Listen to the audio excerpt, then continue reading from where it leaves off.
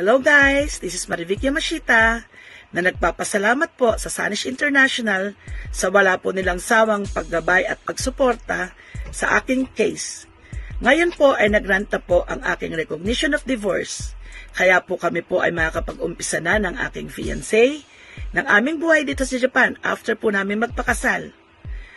Sisiguraduhin ko po sa inyo na 100% ang kanilang gabay at suporta sa bawat case na kanilang hahawakan.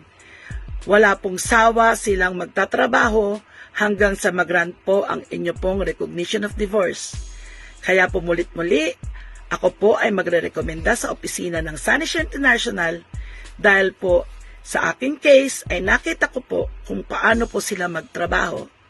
Maraming pong salamat ulit, Sanish International. Bye!